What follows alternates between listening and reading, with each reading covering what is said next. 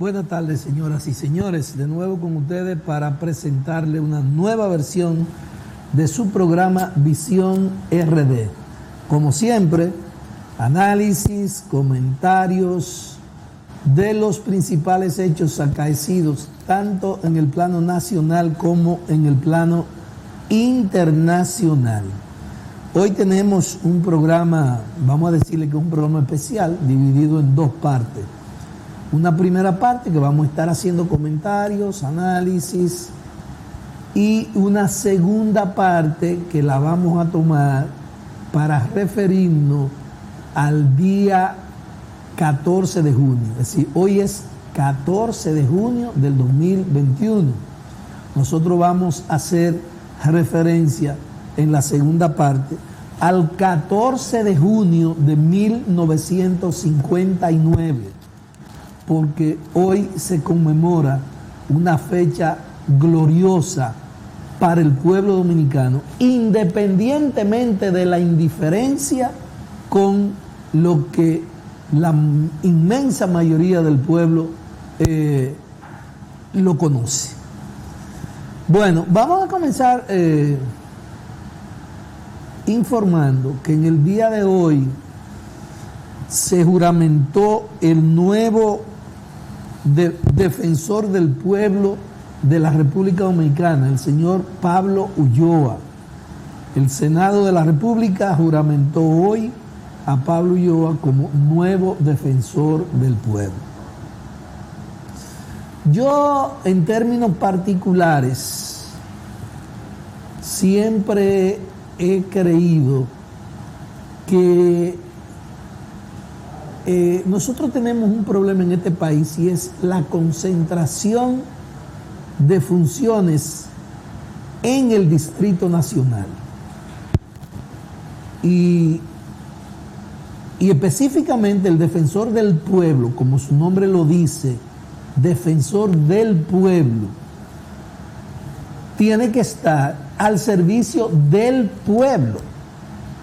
Y aunque yo sé que el defensor del pueblo no tiene un presupuesto que le permita tener representación en las principales provincias del país, que si es defensor del pueblo debiera tener una representación en las principales provincias del país. Pero el problema del presupuesto no le permite que lo tenga, porque aquí no hay una cultura de inversión en las funciones que verdaderamente benefician a la mayoría del pueblo dominicano.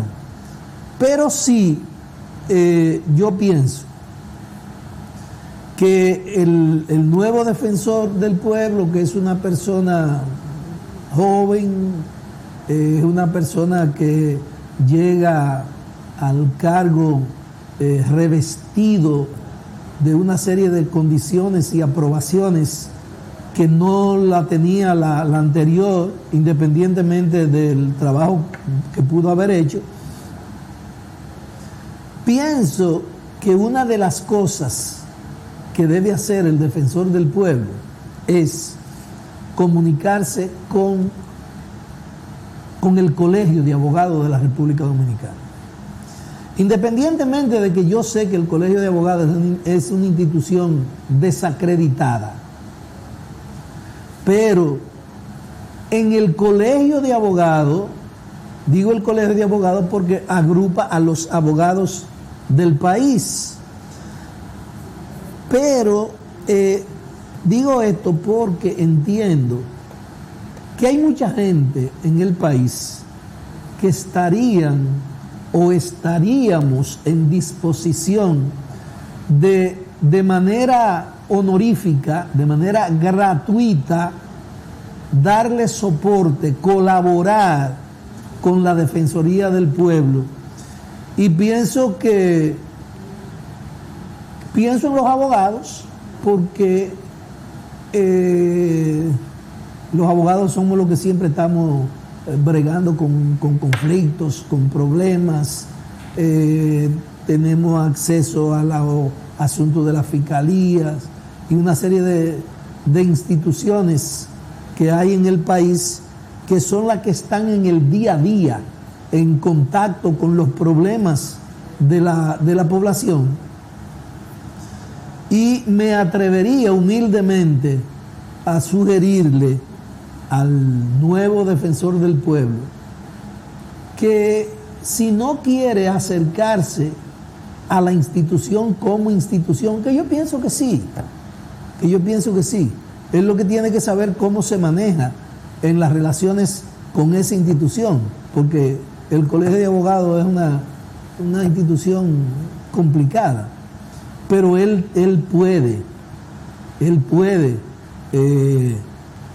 a través del Colegio de Abogados, no solamente el problema de asesoría, sino un problema de que él pueda tener ojos en la mayoría de los puntos del país, de manera que el defensor del pueblo esté verdaderamente al servicio del pueblo.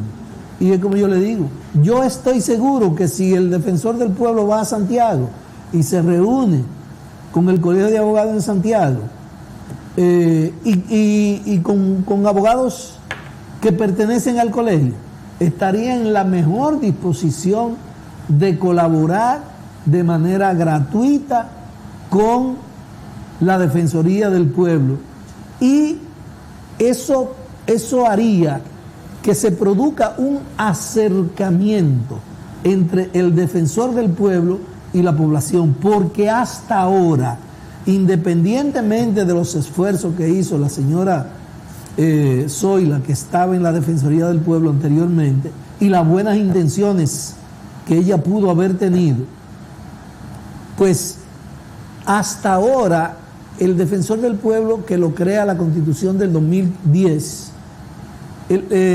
eso no ha tenido una cercanía, una relación continua, permanente con el pueblo. Y la mejor forma, la mejor manera de que haya esa relación, de que se puedan establecer esos vínculos entre el defensor del pueblo y la población, es manejándose a través del Colegio de Abogados de la República Dominicana. Repito, él puede ir a Santiago, él puede venir a Moca, a La Vega, San Francisco de Macorís. Evidentemente, él tiene que saber en cada pueblo con quién se reúne. Él tiene que saber en cada pueblo quiénes son las personas que estarían en disposición de servirle de manera gratuita, pero no solamente gratuita, sino transparente. Que no vaya a haber una gente que esté en representación del defensor del pueblo, y entonces, ustedes saben cómo es aquí en este país, que no comiencen entonces a hacer negocio y a buscarse problemas y una serie de cosas. Mi recomendación al defensor del pueblo, que no tengo el gusto de conocer, pero ojalá que le llegue esta humilde recomendación, y que en el curso del tiempo de 1, 2, 3 meses, después que él se asiente de verdad en el cargo, pues pueda ver cómo lleva lo que puede hacer el defensor del pueblo al pueblo y en beneficio del pueblo. Señores, pasando a otro tema, la prensa de hoy reseña una información mediante la cual el presidente Luis Abinader pide a Haití que detenga la construcción del canal en el río Masacre. Me parece que la semana pasada nosotros hacíamos un comentario al respecto y decíamos que el presidente a veces se pierde en algunas cosas, y yo lo digo porque hay asuntos espinosos que son inciertos, que yo pienso que el presidente no debe meterse él directamente. Hay un Ministerio de Relaciones Exteriores, hay un ministro de Relaciones Exteriores.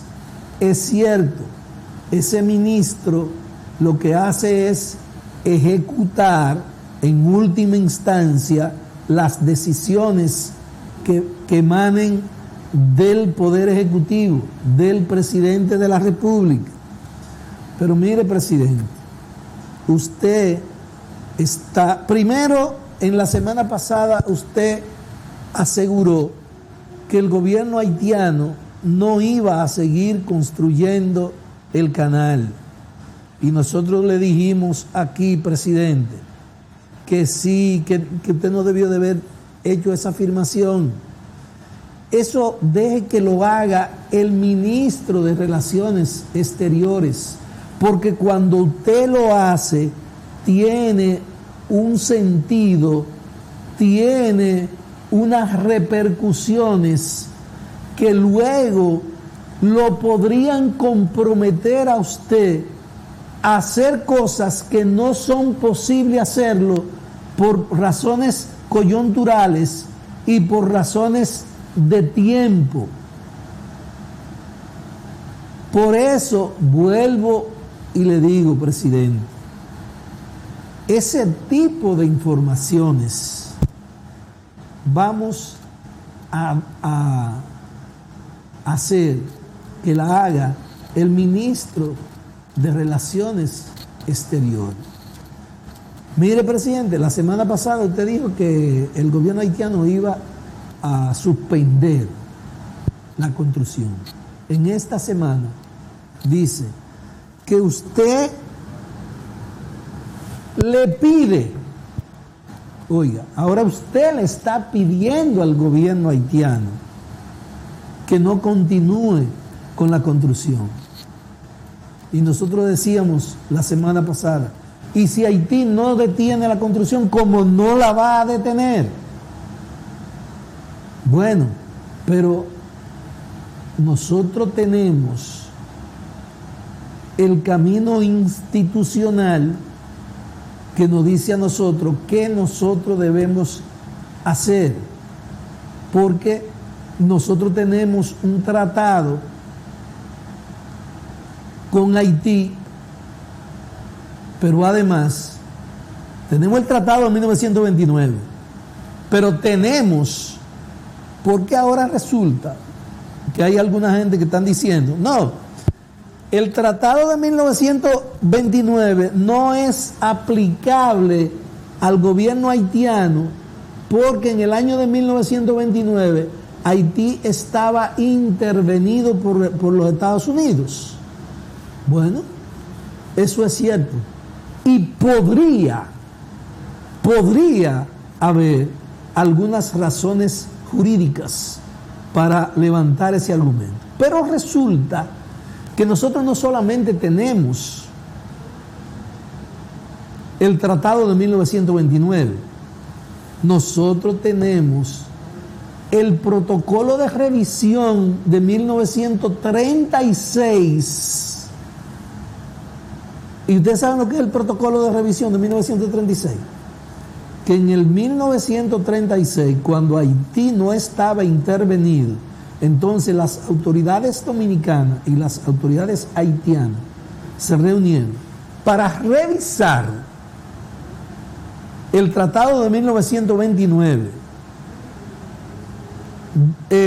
complementarlo en algunos aspectos y hacerle algunas pequeñas modificaciones. Y se firmó entonces en 1936 el protocolo de revisión de 1936, y eso sí es exactamente aplicable a cualquier decisión que pueda tomar Haití y la República Dominicana, no solamente con relación al problema del canal sobre el masacre, sino de las relaciones dominico-haitianas. Si yo pienso que las autoridades dominicanas deben de comenzar a trillar el camino de un arbitraje internacional, porque con Haití las cosas son extremadamente difíciles. Es muy difícil que Haití cumpla nada de lo que acuerda, nada de lo que se compromete.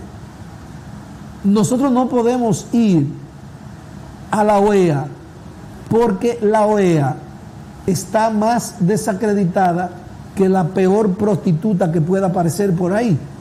Además, ese secretario general de la OEA, el señor Almagro, es una persona que no tiene ningún tipo de respeto ni credibilidad, ni en este país ni fuera de este país.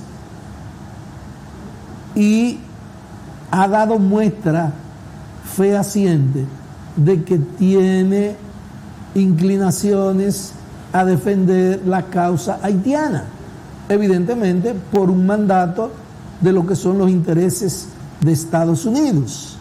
Entonces, yo pienso que nuestras autoridades deben apelar a los recursos legales que están establecidos en el protocolo de revisión y en lo que son las líneas generales del derecho internacional público. Vámonos para La Haya, pero vamos a hacer un apoderamiento motivado, bien fundamentado desde el punto de vista jurídico.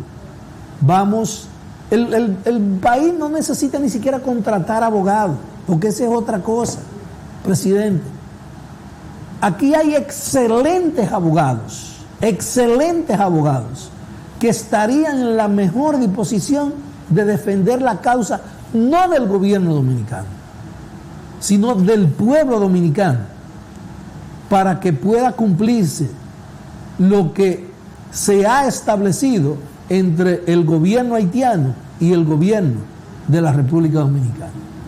Pero tenemos que comenzar a dar paso, presidente. No es en una semana diciendo que usted tiene la esperanza de que ellos van a dejar de construir y en la otra semana dice que le está pidiendo al gobierno de Haití que paren la construcción. No, presidente. Por ahí no vamos a llegar a ningún sitio y lo hemos venido diciendo, reiterándolo en diferentes ocasiones.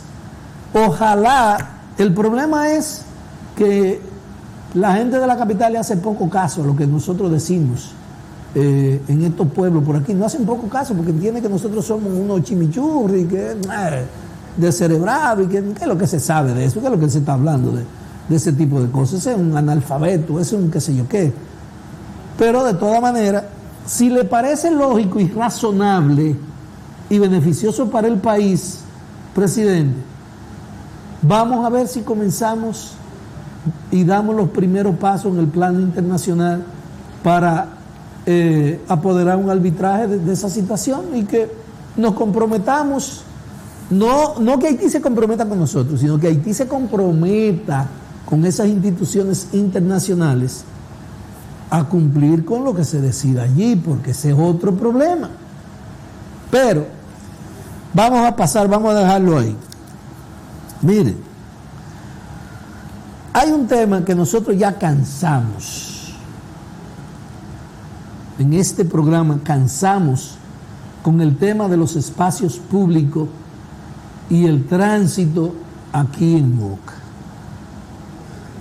Miren, el que pasa en la mañana temprano o en la tardecita por la calle Tunti Cáceres, desde donde está la bomba y donde termina la Tunti Cáceres en la avenida, en la Antonio Guzmán, hasta la Tunti Cáceres con, no recuerdo cómo se llama la calle, bueno, la que le cruza el mercado por arriba, por la parte norte. Ya los vendedores definitivamente, ya ellos no están en la calzada. Ya sus negocios no están en la calzada. Ya sus negocios están en el medio de la calle. Ahí por ahí no se puede cruzar, ni en motores, por ahí no se puede caminar ni a pie. ¿Y el ayuntamiento? El día pasado escuché en un programa que no recuerdo ahora, pero un programa de aquí, de que se produce en uno de estos canales de aquí, creo que un regidor o a alguien que estaba diciendo que el síndico tiene un proyecto, un plan, una cosa. Yo no voy a decir que no tenga el plan, el problema es que con ese plan tenemos 18 años con el mismo problema y no pasa nada, no. Los problemas se han ido aumentando. Mire, ahí, vea, ahí, mire, a 100 metros de aquí, hay un restaurante ahí en la Duarte, frente al parquecito, que ese restaurante abría de noche. Pero ahora, yo crucé por ahí hoy a las 12 y algo, cuando salí de la oficina, crucé por ahí. Y entonces, los vehículos que se paran a comprar ahí, entonces, prácticamente cierran la calle. Y tú tienes que esperar que cruce el que viene por allá y si no, el que cruza por aquí. Pero eso no es solamente ahí en la Duarte. Por aquí mismo, allí frente a la Junta, ahí también hay otro restaurante. Y de noche la silla la ponen en el mismo medio de la calle. Y nadie dice nada, óyeme, este es un pueblo, este es un país que lleva un rumbo muy peligroso, un rumbo preocupante, porque aquí hay una indiferencia con todo, los gobiernos, las autoridades, los civiles, los militares, la gente hace todo y nada, y hace cualquier cosa y a la gente no le importa. A la gente no le importa, a la gente le da lo mismo. Hasta que se ven afectados en términos particulares, en términos individuales. Mire, el tránsito aquí no se respetan las señales, aquí no se respetan las vías. Los motoristas, eso es un desastre. Yo no sé cómo es que no se matan 10 diarios, cómo andan. Y entonces ahora hay una parte de los motoconchos que han comprado carritos y han comprado de esos carros Sonata. Y ellos andan como los chivos sin ley. Ellos no respetan vías, no respetan luces rojas, no respetan nada, te rebasan por la izquierda, te rebasan por la derecha, y te cruzan para meterse por el frente tuyo. Bueno, una cosa increíble. Y entonces, nada dice nada. Los parqueos aquí en Moca. Mire, y lo grande del caso es que hay instituciones comerciales que yo no sé cuál es el problema, porque entonces te ponen unos pilotillos, no recuerdo ahora cómo que se llaman, que son plásticos, y entonces te ponen 40, 50 y 60 metros de una calle, que nadie se puede parquear ahí porque eso es de ellos. Yo no lo he confirmado,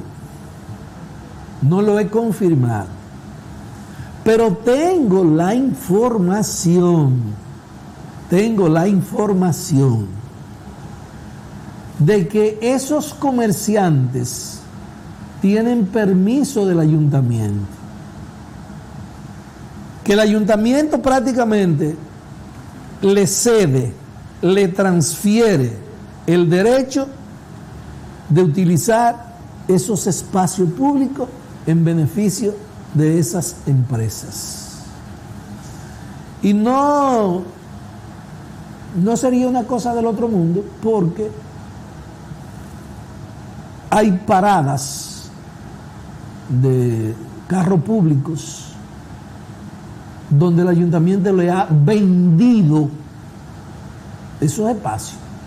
Confirmado, porque yo no le creía a los choferes. Yo le voy a regalar a los regidores y al honorable síndico de Moca una sentencia del Tribunal Constitucional, no solamente que condena, sino que prohíbe esas acciones de los ayuntamientos.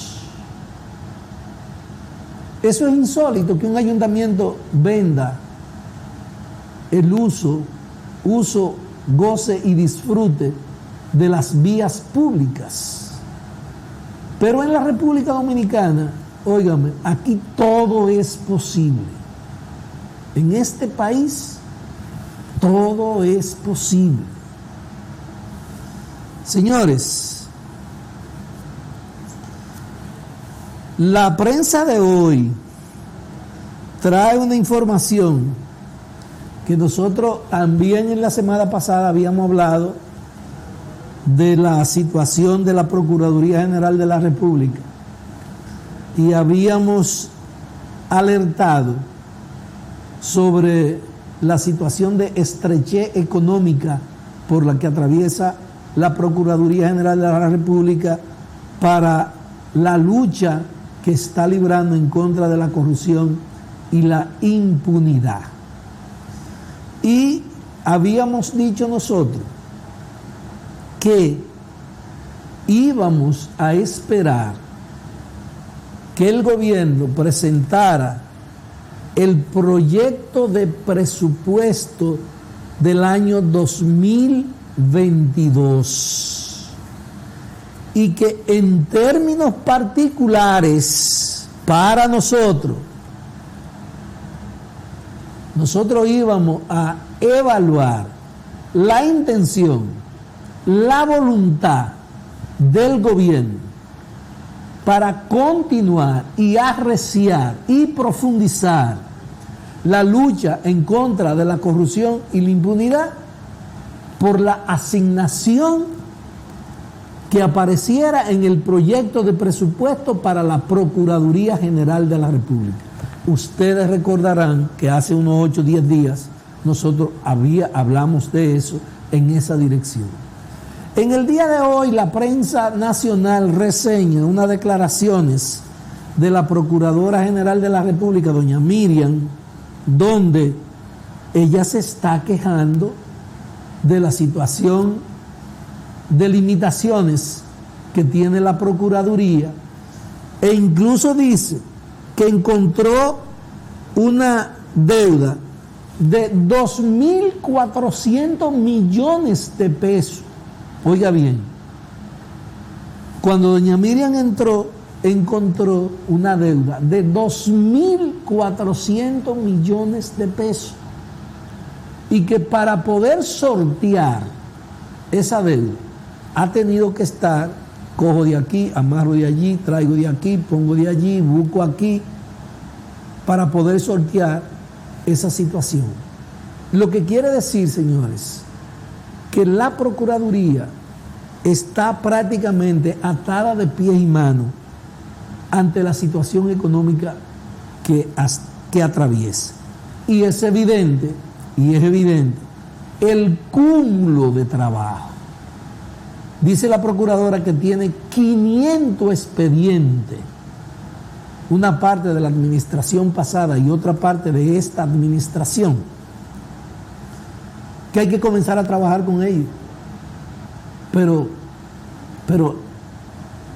la Procuraduría no tiene los recursos humanos, no tiene los recursos económicos como para poder cumplir con eso.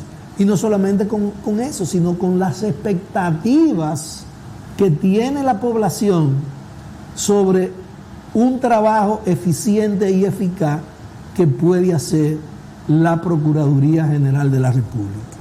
En esa dirección, nosotros vamos desde aquí a hacer un llamado al gobierno para que para el presupuesto del 2022 tenga presente la Procuraduría General de la República y que se pueda asignar un presupuesto a la Procuraduría que le permita cumplir con las expectativas que tiene la población, con los compromisos que tiene el propio gobierno con la persecución de la corrupción y la impunidad.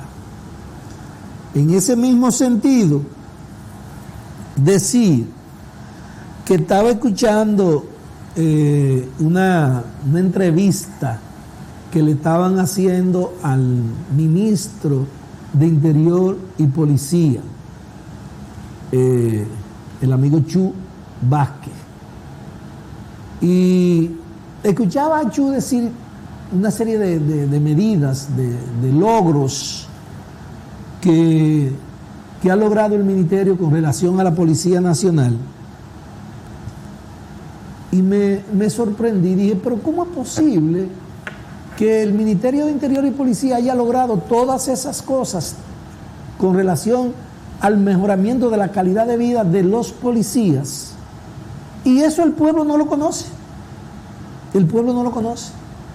Hoy por primera vez fue que en el gobierno de la tarde, en la SED, él dio esas informaciones. Ojalá que el relacionador público del Ministerio de Interior y Policía pueda hacer una rueda de prensa y darle a conocer a la población todas estas cosas que van en beneficio del bienestar de los policías. Evidentemente, señor Chu, está pendiente el problema de la reforma policial que se ha ido olvidando un poco. Y otra cosa es al Ministerio de Interior y Policía, que estaban hablando de la cantidad de personas que anualmente se queda y no hace renovación del permiso de las armas. Mire, yo tengo varios amigos que estamos hace días por resolver el problema de la renovación del permiso de las armas. Pero usted sabe lo difícil que está esa situación. Mire, este es el único país del mundo, yo creo que ni en Sudáfrica, en Haití, no puede haber otro país en el mundo donde haya una concentración de funciones en el Distrito Nacional como lo hay aquí. Ustedes saben que la gente de Montecristi, Dajabón, Mao, Santiago, Moca, La Vega, San Francisco, Nagua, Samaná, todos, para hacer una renovación de un arma tenemos que dar mínimo 3 viajes a Santo Domingo. Y entonces la gente que trabajamos, que somos la inmensa mayoría, la gente que tenemos el tiempo contado. Óyeme, si nos hubiesen puesto en Santiago, en La Vega, en San Francisco, donde el ministerio entienda, evidentemente, preferiblemente en Santiago, que es la segunda ciudad en importancia del país, ¿por qué no nos ponen una oficina de Interior y Policía que permita que la gente de toda esta región pueda resolver esos problemas? Oye, yo no entiendo, yo te voy a decir la verdad. Yo a veces pienso que me estoy poniendo loco. Porque es que hay cosas que no me entran en mi cabeza, que yo no concibo. Pero ¿cómo es posible, señores? ¿Cómo es posible que en el siglo XXI todavía nosotros mantengamos esas cosas tan atrasadas, tan obsoletas, tan arcaicas, de hace años y años y años?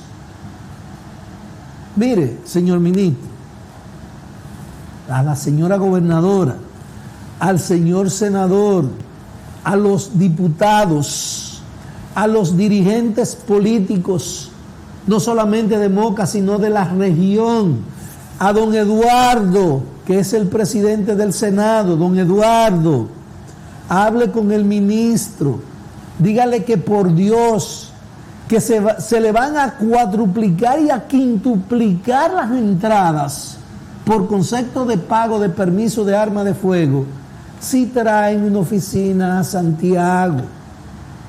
Vamos a diversificar las funciones.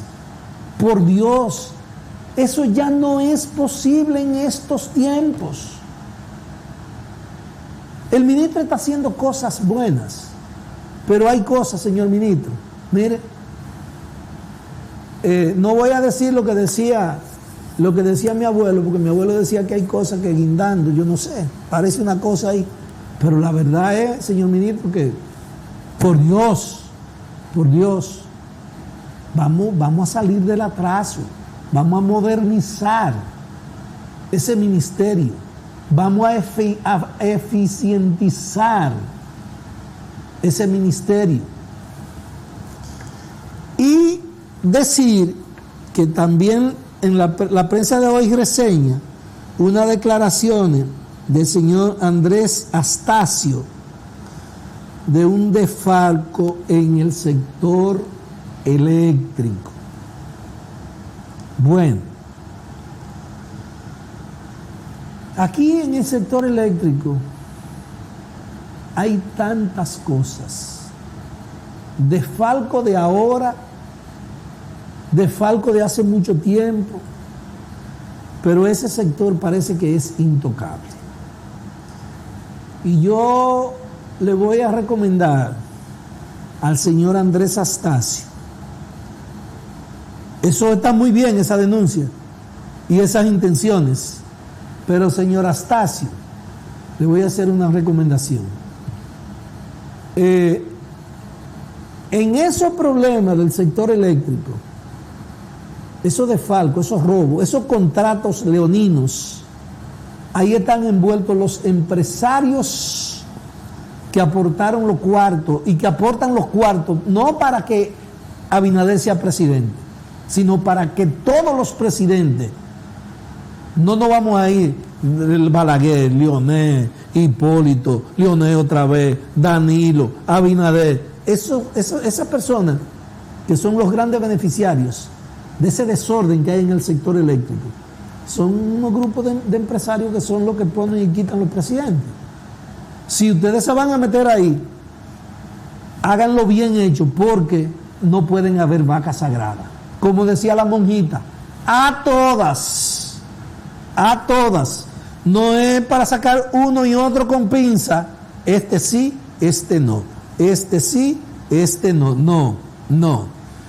Vamos a revisar esos contratos y vamos a hacer investigaciones, vamos a hacer auditorías. Y el que tenga que pagarla, que la pague. Señores, con su anuencia, pedimos permiso, vamos a unos comerciales, no se vayan, que en breve estamos de nuevo con ustedes, con el tema principal, el 14 de junio.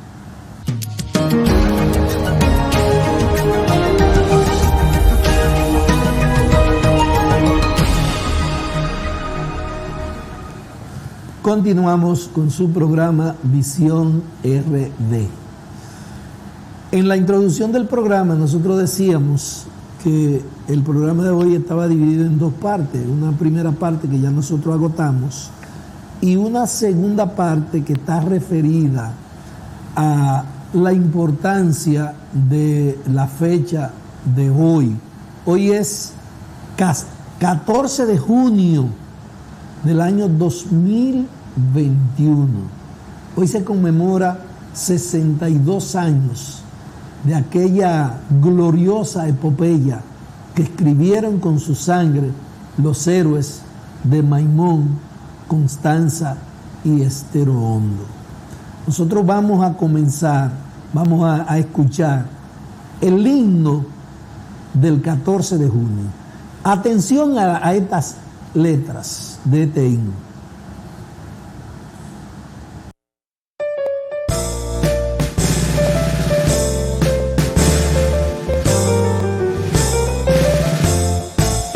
Llegaron llenos de patriotismo, enamorados de un puro ideal, y con su sangre noble encendieron la llama augusta de la libertad.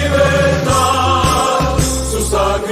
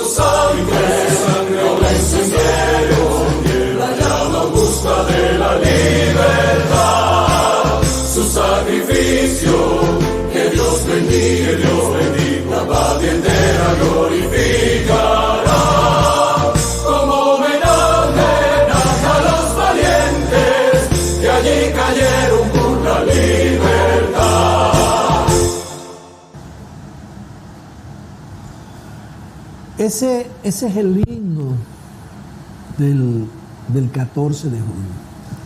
Y para hacer una recreación, en el año de 1959, en plena dictadura de Trujillo, una de las dictaduras más sangrientas de América, una dictadura donde Trujillo logró, a través de la propaganda, a través del miedo y sobre todo a través de la ignorancia,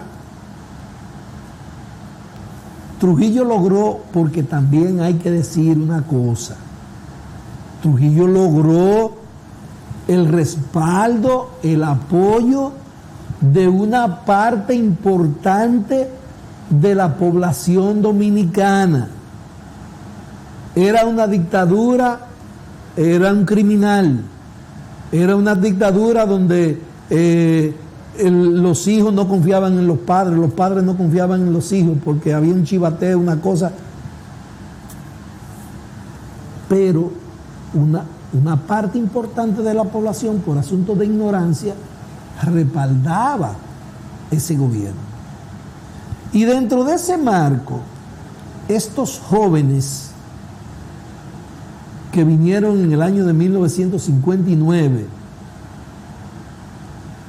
una parte por Constanza, una parte por Maimón y otra por Estero Hondo, aunque lo que vinieron por Maimón y Estero Hondo, cuando llegaron ya Trujillo tenía todas las informaciones, porque se le había ofrecido la CIA a través de personeros y le vendían las informaciones a esos dictadores, los agentes de la CIA, que tenían infiltrado hasta las hojas de los árboles. Y entonces, cuando llegaron la gente que vinieron en el avión por Constanza, llegaron a las 6:00 de la tarde, vinieron en un avión con bandera y matrícula dominicana.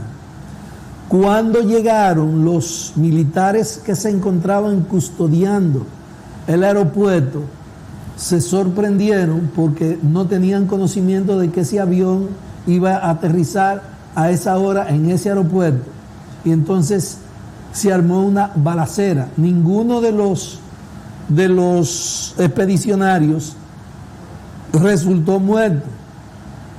Pero cuando se fueron a la montaña, el comandante, que era Enrique Jiménez Moya, se fue con 32 de sus compañeros por un lado, pero por cosa de la vida y la misma naturaleza, el desconocimiento del terreno, se perdieron y fue hecho prisionero por un grupo de campesinos que lo entregaron al ejército de la República Dominicana y el comandante Jiménez Moya fue fusilado. Los demás, incluyendo Maimón y Estero Hondo, la inmensa mayoría fue hecho prisionero y en su inmensa mayoría fueron fusilados por el gobierno de Trujillo. Solamente unos 6 o 7 de ellos, en lo que estaba Gómez Ochoa, Pablito, que vino de Cuba, pudieron, por circunstancias de la vida, no murieron. Pero lo que quiero recalcar y hacer hincapié es en lo siguiente. Cuando uno va incluso hasta a Estados Unidos, por ejemplo, yo que tengo hijos y tengo nietos en Estados Unidos que estudian allá, esos muchachos de Estados Unidos le enseñan la historia de ellos, las que ellos quieren que esos muchachos aprendan. Y cuando, por ejemplo, se refieren a la invasión a Irak, bueno, en los libros de texto en Estados Unidos se sigue diciendo que Estados Unidos fue a salvar vidas por las armas de destrucción masiva que tenían en Irak. Pero le enseñan la historia.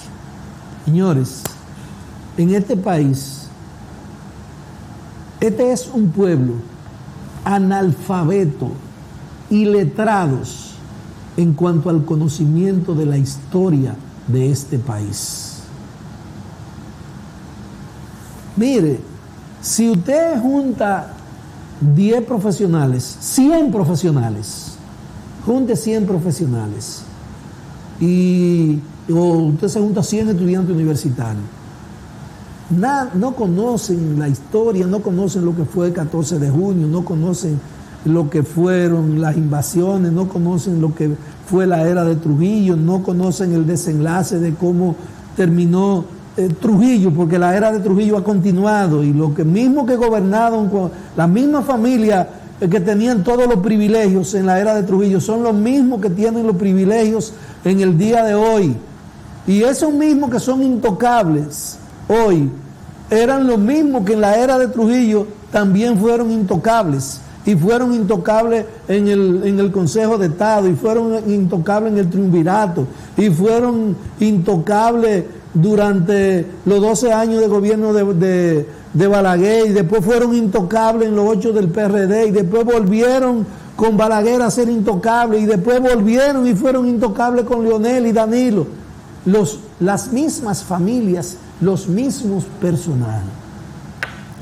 Lamentablemente, dentro de los cambios profundos, fundamentales que nosotros tenemos que hacer en la República Dominicana, es cambiar el carácter, la naturaleza de nuestra educación, porque esta es una educación que está al servicio de los grandes intereses económicos y del pensamiento más conservador que puede haber en la sociedad dominicana. Señores, se nos acabó el tiempo. Hasta mañana. No se vayan, que continúa Entre Jerez. Hasta mañana.